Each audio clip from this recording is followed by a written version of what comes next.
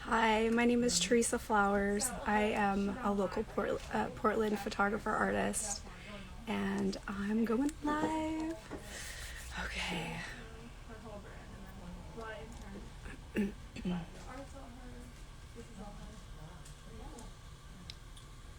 trying to add my co-host now. So if you could just be a little, oh, those are filters. Okay. How do I get you to join? Let's see. There we go. So I'm adding my assistant, Maeve. Okay, I think we Hi. got it. Hi. See if I can make sure my head's in here. Okay. Hi, everybody. Thank you so much for tuning in to our first live stream. Do you want to take over, Maeve? This is my assistant, Maeve. Yeah, sure. So basically, we kind of set up this live stream. If you've been tuning in to Teresa's weekly blogs, it's kind of like goes hand in hand with that and is a way for people to kind of engage in those subjects and get Teresa like her feedback on it, as well as just like some deeper insights on the subjects that we've been diving into on the weekly blogs that we've been posting. So if you haven't been going and reading those, I would definitely recommend it. It's on, we've posted the link in several different places. So basically, the way that we're structuring this, I'm going to start the first kind of half of this by just asking Teresa some questions relating to what we did post in the blog and just try to get her thoughts on those things. And as we're doing that, if you guys have questions, you can type them in the chat. And then the second half of the live stream, we will have like a little Q&A where we'll read off your questions and also questions that we gathered from some of the followers beforehand. So feel free, like I'll be scrolling through as we go along, and feel free to just type those in the chat as we're going along. So yeah, I don't know, Teresa, if you have anything else to add, or we can just get started with it. Let's get started. Well said. Awesome. I can't hear you, Maeve. Okay, now I can hear you. Okay. Okay, awesome. So the first question that I have is, in general terms, can you describe what you feel the main obstacles are for women in the arts? Yeah, so I worked for a pretty prominent photography commercial photo rep who was a woman in Los Angeles, and she had 10 photographers on her roster, and 9 of them were men. And she was talking about how she wanted to get more photographers on her roster. And I said, we should get more women on our roster, more women photographers. And she looked at me and she said, I don't know any women commercial photographers. And I was sitting right there. And what I realized as a woman, I wasn't being seen. I was just as hardworking, just as talented as a lot of people on her roster. So being seen as a woman, even by other women in the industry, I noticed that is a real issue. And also there's like the pay gap. I don't know if anyone's like done any, like, I think we talk about the pay gap later, don't we? Okay. So being seen, also being heard. I have many times been in a room with some of my fellow friends, who were men, and I was the only woman, and I was struggling to even just get my word across. And I kept speaking and I kept speaking. And then at the end of the meeting, my friend was like, you were right. And I was like, I knew I was right, but just nobody would listen to me. And I just was so frustrated. And, in the museums, like 50% of women receive their MBA in art, and about 5% of the women in the museums are women. So women are not being represented. They're also not being picked up by galleries. Their work is selling for less. Even at the big auctions, women's work is selling for like a percentage of what men's work is selling for. It's very discouraging, and it really needs to change.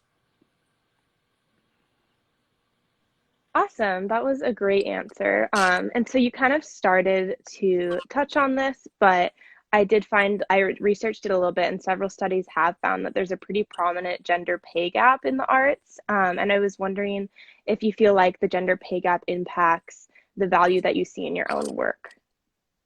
Yeah, so there was a moment where I was with my sister in Los Angeles when I lived there, and we went to see one of my friends work in a very big gallery there. And he works in tintypes. I work in albumin printing. It's a different historic alternative photographic process. However, they're both expensive, labor intensive. You have to be really skilled to do each process. And his work was selling for $10,000. And my sister looked at me and she was just like really mad. And I'm like, what's going on? And she's like, I just don't get it. And I'm like, what? She's like, your work is just as good as this work. She's like, why isn't your work in this gallery? Why doesn't your work sell for $10,000? And I hadn't even thought about it. And it was a moment of like real self-reflection about how long I've been working in my career, how hard I've worked, how much I've just pushed through so many hardships and challenges, just, being a woman artist. And it was frustrating. And it did affect me, and it has affected me, and it still does to this day. And I am, even when it comes to, shooting and working out in the field, I'm always trying to step into more of my own value and more of my own self-confidence as a woman. And I think it just coming down to like my own awareness, being aware that that's happening and feeling it within myself of when I'm feeling like I'm not being valued, and really stepping into that self-confidence. Yeah, it's pretty frustrating, and it's sad that it happens. And unfortunately, it's just the reality right now.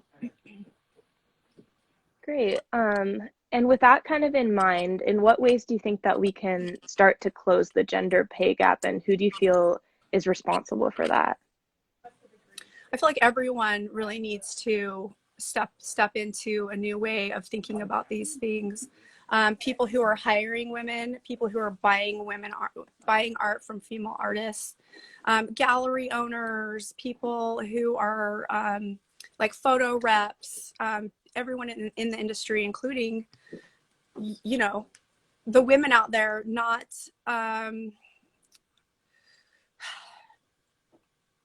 letting people undercut their work, and standing up for it. And it's hard because at first, when you start standing up for yourself, you kind of feel angry. You're just like, but I deserve this, and then the more that you stand up, the more you can kind of approach it in a more peaceful way, and be like, hey, you know what? I've been doing this for 25 years. I'd like to think that I'm really great at what I do, and this is what I deserve. It's like easier to receive that than to just be like, I demand this. Great, awesome. So we're going to kind of move on to a little bit of a different subject. And you touched on this earlier, but what difficulties have you experienced in applying for grants as a female artist? Yeah, so when I was in LA, I was up for a really big grant, and I made the short list. It was a worldwide grant, and I thought I was gonna get it. Like, I was so excited. I worked really hard on this project. It was so unique and interesting and different than anything that's ever really been done. And the grant went to a man, and it went to a white man, and it's very common that this happens. And if you look back on a lot of the grants, a lot of them are going that way. And that's one of the reasons why I have Alien Mermaid Cove. One of my businesses is to help raise money to go to women artists. With Altered States, our in-house brand, a percentage of those proceeds go to women's artist grants. And I'm really trying to push to raise money to give women who are doing really amazing, different, awesome, big, large scaled projects money to do their work. Because if we're not doing what we can to help support women artists, they're not going to be heard. I'm like really passionate. I'm like so passionate about that, you guys. I hope you can feel it. I love it. So kind of switching gears, what inspires you to primarily photograph the female form? So I was raised by a single mom, and I have a little sister, and we had a really challenging and hard life. And I innately was drawn to art. My mom was an artist. My father was a musician. And when I was facing a lot of challenges, I didn't always know how to talk about it when I was a teenager. I didn't know how to talk to my friends about it. It was, you know, my mom had AIDS back, you know, in the 90s, and she was really sick. And when I did tell people about it, they you know, it didn't go very well. So I ended up keeping it a secret. My family kept it a secret.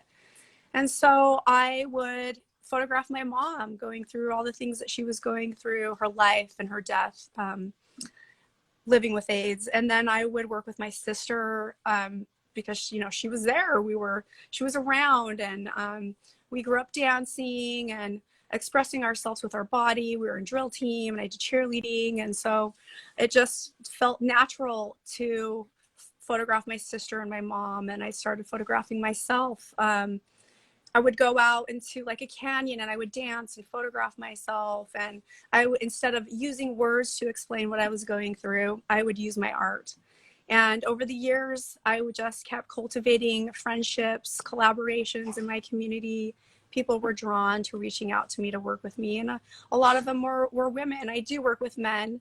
However, it seems like my life purpose is really celebrating the female form and expressing through the female form.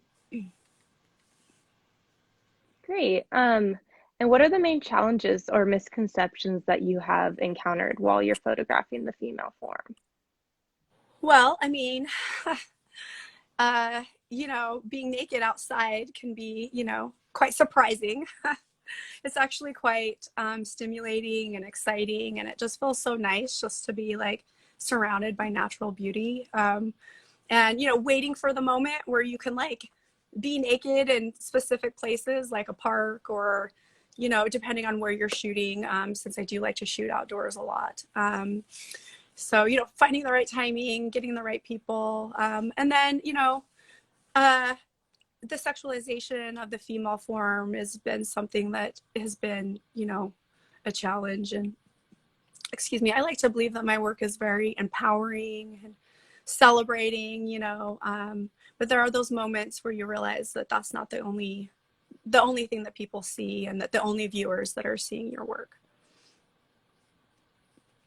Great. So we just have two more questions to kind of wrap it up. So taking into consideration all of these challenges that we've kind of talked about in relation to being a female artist, what like keeps driving you towards your art and keeps you committed to your art? Well, I absolutely love making art. It's my lifelong passion and commitment. It's so fun, and I get to connect with other people, other creatives. It's really stripping down all the barriers, all the masks when you make art, and just being in the complete flow of God. You know, it's just like the most epic feeling. Being out in nature and being dropping into just being present while you make work. Hearing other people's stories when you're out there shooting, and seeing other people, you know, taking off those masks and being able to meet each other's souls. And like, there's just like this magic that happens in those moments that you can't even plan them. That's what I live for. My bliss is shooting, just being out in the field and just seeing what can happen. If you let go a lot of like all the plans and the idea, like obviously, you know, you having ideas is great, but just stepping into your creative spirit is just, it's liberating and completely blissful. It's hard though, you know, it's hard being an artist. Like, that sounds awesome, right? But, you know, the steps to getting to that moment, you know, it takes a lot of work, but I love it all. Definitely. All right. So I have one final question for you, and then we'll move to a Q&A. So just to wrap it up, how can each of us, like in the live stream and just in general, do our part in improving gender equality in the arts? Pay people more. Like when somebody says, hey, I'm going to do a photo session for you, pay them more, tip them, tell your friends, comment on their pictures, share their stuff, buy their art. Like, even if you can't afford a ton of art, find a print that's cheaper. Go to their gallery shows, watch their live streams, send them messages that you love their work, go model for them, go volunteer. I do calls for volunteers like almost daily, it feels like. So volunteer, talk to your galleries, talk to people who are like, I know a lot of people who work in like the design world. Hire women photographers, hire women designers, pay them more. Fight for the women in your lives, buy them lunch. Don't like complain that you can't like take them to lunch, show them you care, you know, just just reach out. Awesome, great. So now I think we're gonna transition into the Q&A. So if you're just joining us, this is kind of an opportunity where you can ask Teresa some questions. If you've had any that you've been wanting to ask her after seeing her work or hearing her talk, just type them in the chat and I can read them out loud. And while you're kind of thinking about your questions, I do have a few from people that sent them in over Instagram. So the first question is, what/who is the hardest subject to photograph? Families. Families, kids, dogs, animals, they're the worst. They're just like unpredictable and you can't control them, which is great, you know, but when you're photographing, it's quite hard. And people who are uncomfortable around the camera. I, you know, have cultivated my craft, so I like to think I'm pretty good at it, but there's, you know, people who are really shy and just like hate getting their photo taken. Yeah. And children, dogs. And people are like, I'm going to bring my dog. He's really well behaved. I'm like, no, he's not. No, he's not. It's not going to be easy. I'm like, I have to charge you more. They're like, no, you really don't have to. I'm like, no, really, I have to. Awesome. And then another question that we got on the Instagram was, what advice would you give a male model who's never done a photo shoot before? Yeah. So this would go for male and female models, just in general. So I'm sorry, will you ask that question again? Yeah, the question was, what advice would you give a male model who has never done a photo shoot? Okay, yeah. So it also depends on what kind of photo shoot that you're planning on doing. If you're planning on coming out and modeling for me in one of my nude photo shoots, I would suggest lots of meditation and being very chill and very. I had one of my guy friends come out and model for me, and he was just perfect in the fact where he was just very quiet, and he kind of like I can't explain it. He wasn't like, it's all about me. And like, you know, he was just very like, oh man, supportive. He just had like a very grounding energy and he was very respectful. Obviously, he wasn't like gawking at the beautiful, you know, nude female models. He was helpful. He had a very protective vibe. But if you're a male or female model and you're looking to shoot more and, you know, work on your career, I just suggest you reach out to all sorts of photographers online on Instagram that you really like their work and say, hey, I'm looking into getting into modeling, and just do your best to keep building your portfolio and working with people until you get really, really good at it. And then you can work with agencies and stuff like that.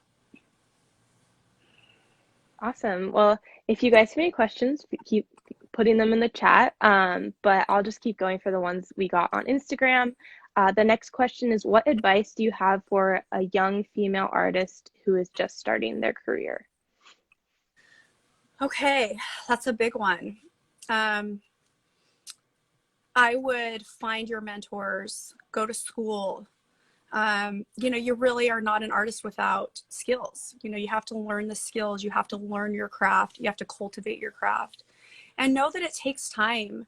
Being an artist is a lifelong pursuit. You don't just wake up and become an artist. It's like any other profession, like a doctor, a mechanic. You go to school, you learn, you work on your craft, and you do it daily. And you commit yourself to it. You spend your money on it. You reach out to other artists, other photographers. You become friends. You build a community. You go to the gallery openings. You meet people. You go to all the fun fashion shows and all the like the photo openings, you know, you get out there, you really learn about the community, you put yourself out there, you show your work. Even when you're just starting, I was having art shows before I was any good. I was like, and I thought I was good. That was the thing that got me through, was my sweet ego. It was like, I thought I was really good when I was just getting started. The truth was I wasn't good. I was just passionate, you know? So be passionate about it. Be all in. If you're not all in on being an artist, it's going to be really tough and you're going to give up. And you also need support. So if you don't have support, build your support, build your crew to be there. Um, and keep going, keep doing it. I have been really lucky to have some amazing mentors. School's great. You learn your skills, you learn your craft, but your mentors teach you how to be an artist. They show you the business, the profession. They show you the work ethic. You're working with your hands. You know, when my interns start, I say, have you seen the Karate Kid? You know, there's a lot of wax on and wax off, and you're just doing that. And you're like, what for? You know, you got to put in the work. You got to put in the energy, and just never give up. And then you'll realize in 10 years, people are calling you an artist. And oh, that feels good. The first time someone's like, this is my friend Teresa, she's an artist. You're like, I worked for that. That's a title I worked for. And to me, there's nothing better than being an artist. And reach out to me if you're just getting started. Like, I'd love to share more and do what I can to help all of those budding artists out there. It's not easy, so you really do need all the support you can get. Great. So it looks like we have a question in the chat. It says, what's the best way for a model to get into paid shoots after having a well-versed portfolio? That's a good question. I would get an agent. I would definitely get an agent. And, you know, a website, make your own website. And, you know, it's really tough if you're not like a super high-end model in like LA or New York. But if you get with like a lifestyle agency, and it depends on what kind of model you are, but definitely an agency, and just keep shooting, keep building your name for yourself. Great, that's good advice. And the next question in the chat is, what inspired you to include body positivity in your brand? You know, I feel like that's always been a part of my brand. I've always been like, even my, you know, like I've always been a feminist. My mom was a feminist. I've always been all about celebrating our bodies. I think our bodies are so epic. They just like, you don't even have to do much. You feed it, you drink water, and like it heals itself. You know, it's just like this most amazing thing that it should be completely celebrated. And I think I've just innately been doing that. And I just love the idea of other people also celebrating their bodies. And so, yeah, it's just a no-brainer for me. Awesome. If you guys are just joining us, feel free to put some questions in the chat, but I'm going to go back to some of the Instagram questions that we got.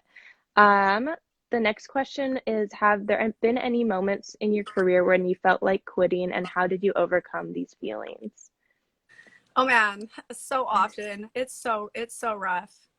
I think, you know, what's hardest is just the finances, and just you like once you get out of school and you're like, oh man, now I have to make a living, you know, it can be really tough. I think for me, what's gotten me through is my passion. And like, even when I quit, which I mean, even this year I took a break from Alien Mermaid Cove because I found out, you know, I needed a large sum of money once I did my business plan, and I took it really hard. But I recommitted, you know, I stepped back in when I was ready. I have the tendency to go into burnout, and, you know, having balance and knowing that getting places takes time, and some of the best things in life take time. One of my biggest art projects I worked on for 10 years, and it's still not finished. You know, things take time, and having the people around you to remind you, having the mentors. Like, I'll never forget one of my great friends in LA runs BG Gallery. I remember just being broke in LA because, you know, so easy to be broke in LA. And he's like, you know, he's like, some artists don't really break until they're in their 60s. And I was like, wow, that's like not a good life path, you know, like I can't wait that long.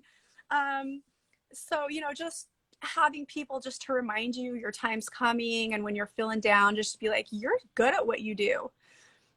You know, it's hard to go through all the hardships of being an artist if you don't have self-confidence and you don't believe in your work. So just remember to keep getting better at your craft and to keep pushing and moving forward. And even when you have those times of defeat, take a break. It's a long life we live, you know, hopefully. It's a long life. You need moments to step back and concentrate on your relationships and on eating well and getting some sleep, and then get back to your craft.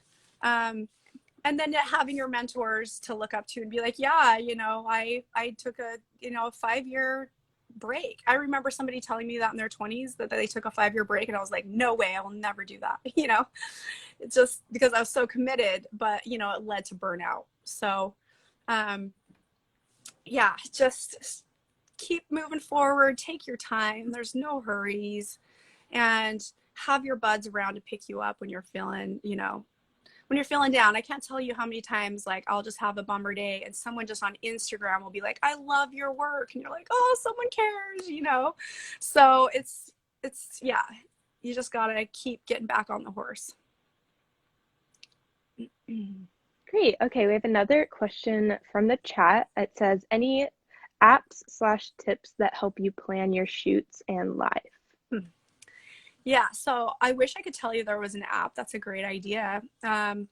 Tips for shoots. Okay, so I do really big shoots, like small film, short films, you know. So I will first start out with an idea, or I don't want to say it. People are like, oh, did you have this exact idea? And it's like, I kind of had an idea, but it was kind of open.